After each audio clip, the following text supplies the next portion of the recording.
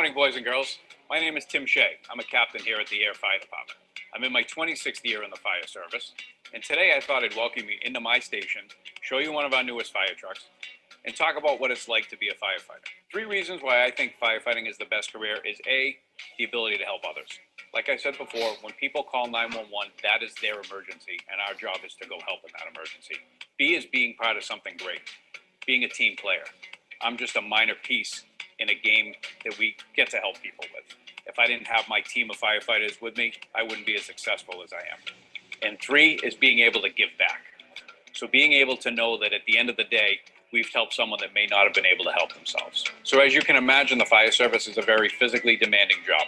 We can go from 0 miles an hour to 100 miles an hour in a second. We do have a fitness facility here at the fire station that we're encouraged to use. Very physical, demanding job as far as cardio goes and as far as strength goes, but a lot of it can be technique based. You don't have to be the strongest person in the world, but if you have good technique, that's what's going to help you perform your duties. So we work a 24-hour shift. So for those of you who think your school day is long, we come in at 6:30 in the morning and we don't leave till 6:30 the next morning. When we come in, just like you have certain tasks that need to be performed at home or at school, we have assigned tasks here also. Since we live here for 24 hours, we're in charge of cleaning our own station. So that means sweeping floors, mopping floors, vacuuming, cleaning bathrooms, making sure it's a good, clean living space for all of us. My goal today is to show you our fire station and to show you how we operate. Follow me.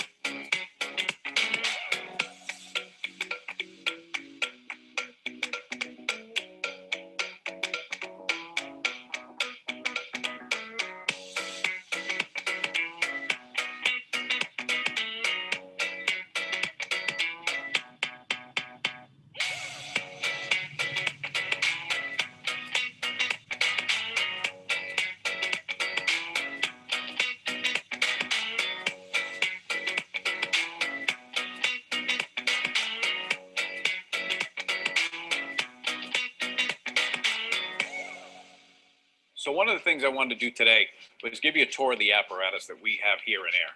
2 basic kinds of apparatus is an engine company and a ladder company. The ladder company goes without saying. We have a 75-foot ladder on the top of our truck that we can use to reach higher stories.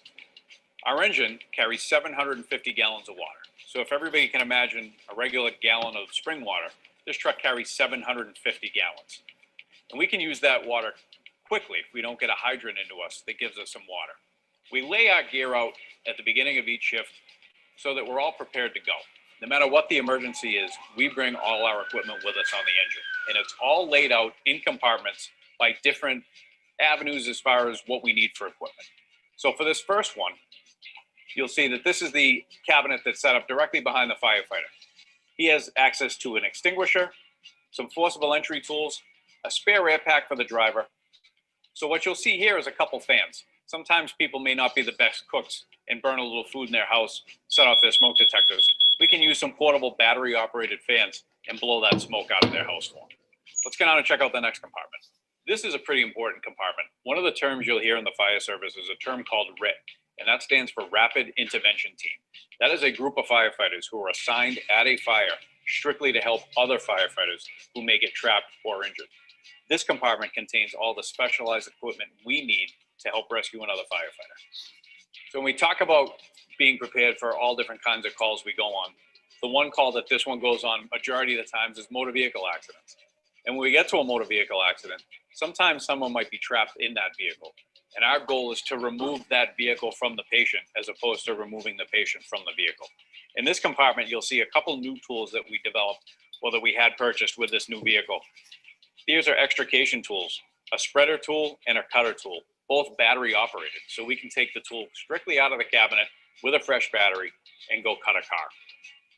So the back of the engine contains some pretty important equipment as far as us getting a water supply during a fire. If you notice up top, the yellow hose that you find underneath the safety netting is what we call our supply line. It's a 5-inch hose that carries 2,000 gallons of water per minute.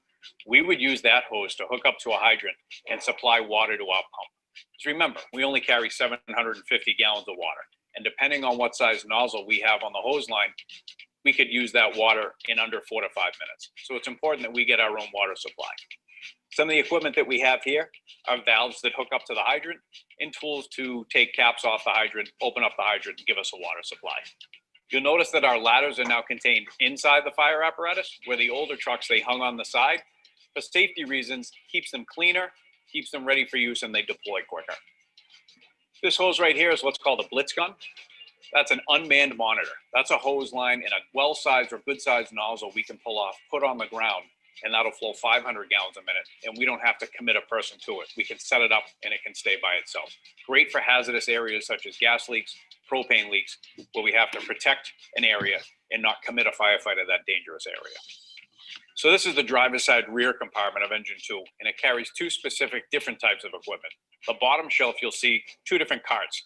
One contains speedy dry that we would use at a car accident if we had a fluid leak such as oil or gasoline that we had to stop a spill. The second tub contains some hazmat equipment, absorbent pads, and what we call pigs, which are large tubes that we can use to stop a spill from going into a sewer drain. Our top compartment here is what's called our high-rise pack. If we have a fire in a multi-story building that has a standpipe, which is a pipe that is inside the stairwell of buildings to supply water for firefighting, we can take this hose line in this tool bag full of adapters and go inside of a building and tie into a standpipe on the second or third floor. It makes it easier for firefighting. Instead of having to take the line from the engine, we can take our own line into the building and hook up to the standpipe. On to the next compartment. This is our high side compartment on engine 2 on the driver's side. You'll notice it contains a variety of hand tools. These tools are specifically used for firefighting activity. Fire likes to hide in different spots, especially in older buildings. It can travel in the walls, it can get into the ceilings and other void spaces that we can't see. These specific tools are what are used to pull ceilings or open up walls to look for hidden fire. For example, a tool called a Halligan. It has an adz end, a point end, and a pry bar end, used for opening up walls, ceilings, or popping doors that we might have to force entry in that we don't have a key. Some other tools, you'll see a tool called a Boston rake, has a rake end on it, used for opening up ceilings and walls. Same thing with what's called a trash hook. And then a smaller tool here called a closet hook. This is great for small spaces inside closets if we have to pull a ceiling or open up a wall. All based on different techniques that people have developed over the years to allow us to become better firefighters. This is the last compartment we're going to talk about today. This is what's called the engineer's compartment and the pump panel. So for those of you who thought that your science classes and your math classes really aren't that important, they really are. We run a 3-person firefighter crew on our engine, which is a driver, an officer, and a firefighter. The driver of the apparatus is in charge of running the pump, which means he or she is in charge of making sure that water gets into the hose line for us to put a fire out. We have to know different nozzle pressures, we have to know different friction losses, we have to know what size hose is coming off the truck. That all comes down to communication between who's taking the line off the truck and the pump operator. He or she also has to know that they only have 750 gallons of water to deal with. And their job when they get to a half a tank or below a half a tank is to let us know inside the building that we're going to run out of water. We don't want to be inside a burning building without water. This is our Jaffrey valve. This is where our hydrant line comes in. So it's important to know that that pump operator gets a steady flow of water from the hydrant, and we don't have to worry about just working off tank water. Once we have our supply of water, we're in pretty good shape. When we have a large fire, we like to say big fire, big water. So we're going to pull what's called a big line, which is a 2.5-inch line that has the efficient carrying capacity of 250 gallons a minute. So just doing some simple math, 250 gallons a minute, in 3 minutes, we'll exhaust 750 gallons of water out of this truck. So it's important to know where we're going to get our hydrant line, how we're going to get our hydrant water, and to make sure we select the proper size line with the proper size nozzle for the proper size fire. This is the cab of the apparatus. This is where the firefighters sit on the way to a call. We talked about the driver being responsible for driving the apparatus to the call and also responsible for running the pump. The officer's job is for scene safety, delegating orders, and making sure that we attack the fire in the proper manner. The firefighter's job is to sit behind the captain or the lieutenant on the engine. His job is to deploy the hose line and the nozzle that the captain would like pulled. It's important that we all work together in a team aspect. There's no one person that can do this job. We need all three of us to work together to make sure that we can put the fire out properly. So boys and girls, one of my goals today is to put one of our students in some firefighter gear to show you what it's like getting dressed, from the time they step into their boots to the time they put their air pack on to breathe the good air that we bring into a box. We want to show you that we're not someone to be afraid of when we go into your house. Just like you go out and play in the snow and you don't want any exposed skin in your ears or your neck or your hands, for us, we don't want any exposed skin so that we don't get burned in a fire. So when I get my assistant dressed here today, step by step, you'll see what we look like when we enter your house if it's on fire. So Ryan's going to demonstrate how we wear our turnout gear. Like I talked about earlier, it's all about encompassing ourselves so that we have no skin showing. You notice some of the boots that we wear in the station have zippers on them, so it's easy to get in and out instead of having to untie our shoes all the time. The first piece of protective equipment he's going to put on is his protective hood. This will protect his head, his ears, and his neck. So the next piece he's going to do is step into the boots. You'll notice that the pants are pushed down over the boots to make it faster for us to get dressed. Pants get pulled up. We have suspenders that help hold the pants up.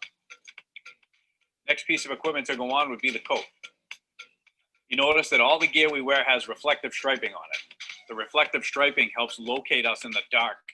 By shining our flashlights, we can see each other better. The coat zippers up just like your normal winter coat would be in the winter.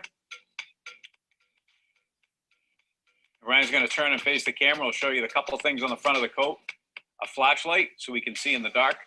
On his right-hand side of his coat is the radio pocket, and then a Velcro enclosure to help protect the zipper. His gloves hang on the front of the jacket, so they're easily accessible at all times. Last piece to go on will be his helmet. And he's all set to respond to a fire. The only thing he would put on next in the apparatus would be his air pack. So Ryan's gonna get into the apparatus, and you'll notice that on all our trucks, our air packs are kept in the seat. It makes it easier for the firefighter to don their air pack on the way to the call.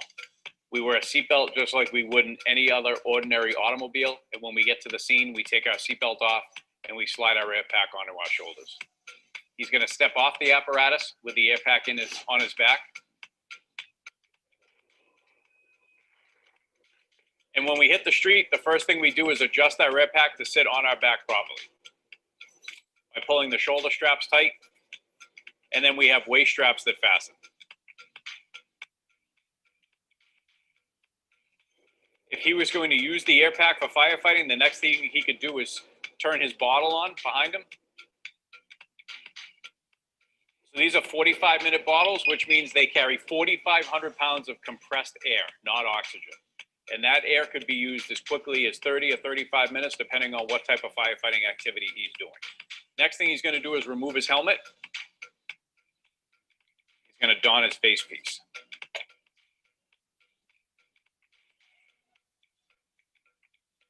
He's going to check to make sure he has a good seal, which means he's going to take his hand and put it on the front of his mask and try and breathe in and out.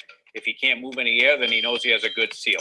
That beep you heard on the air pack is what's called a PASS device. That's a personal alert safety system. Anytime a firefighter is incapacitated and does not move for a certain period of time, that air pack will go and chirp until it goes into a steady alarm. When we hear that alarm, we know that a firefighter might be in danger. Next thing he'll do is put his hood up. You notice that the hood got put on prior to the coat. And the reason why that's in there is to protect his ears and his neck. And that encompasses his face mask, goes all the way up on top of his face piece. And for female firefighters, they just have to have their hair in a ponytail. And you'll see Ryan wiggle a little bit when that alarm goes off. There's a motion sensor in there. So when that starts to go into alarm, the firefighter can motion his air pack or move a little bit, and that resets the motion on it. Next thing he'll do is put his helmet on. Notice that the helmet has extra ear flaps that'll come down. The chin strap will come underneath his mask, get hooked in. He'll then take his regulator, plug that into his mask, give it a quarter turn, and he'll be breathing off the bottle. When he takes that breath, it's on what's called a demand system. So the demand system, every time he inhales, he'll get air from the bottle. His last piece of equipment to put on is his protective gloves. And as we talked about in the beginning, similar to kids going outside and playing in the snow, Ryan is now completely encapsulated and ready to go into a fire with no skin showing. His hands, ears, neck, everything is protected from any type of heat or any type of dangerous environment. He is what we would call battle ready.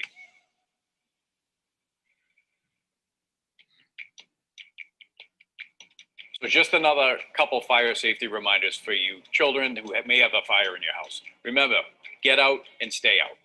Everyone should have a meeting place, and that should be a meeting place that's decided upon with the grown-ups in your house, whether it's a tree in the front yard or a flagpole, somewhere where everybody can go and meet and check on each other to make sure that they're out and they stay out. I have animals in my house. I have a dog and 2 cats, and I know how important family members they are.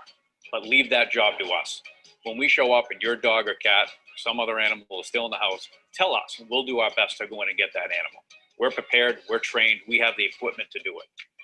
Don't hide in your closet. Don't hide under your bed. When a smoke alarm goes off, exit your house. Just because it goes off and you think maybe it's somebody who burned some food, maybe there's a fire in the basement, or maybe there's a fire in another floor that you can't see. Don't be afraid to call 911. Let us come out and investigate your alarms and find out why they're going off. I want to thank everybody today for their attention. Thank you for taking a tour of the Air Fire Station with me. And I encourage everyone to visit their local fire station and ask as many questions as you can about the fire service.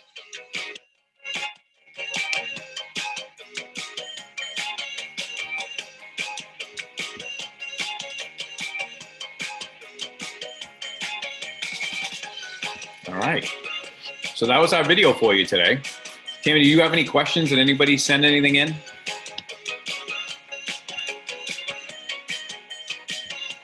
Let me get rid of that video. Whoops, sorry.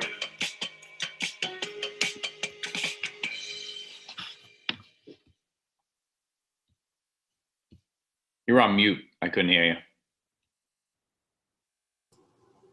If you'd like to say a few comments about it or something, or Yeah, so frequently asked questions. I enjoyed the video. I encourage anybody that has any questions about the fire service. I know you guys are in elementary school, but it's never too early to think about what you want to do for a career.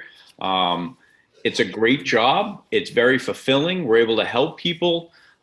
It's what we call a job during COVID that is definitely one that wouldn't go away, meaning we're an essential employee, and we are definitely, along with healthcare workers and nurses and doctors and EMTs and paramedics, police officers, no matter what happens, our job still has to take place. So still people will still call 911, and it's our job to go answer their emergency. So I encourage, if anybody ever has any questions, just to ask your local firefighter at any fire station, ask them how they get their job. And there'll be firefighters love to talk about their job. So we have no problem telling you how we got to where we are. All right, that was a great job. Very interesting video. Thank you for sharing that with us. You're welcome.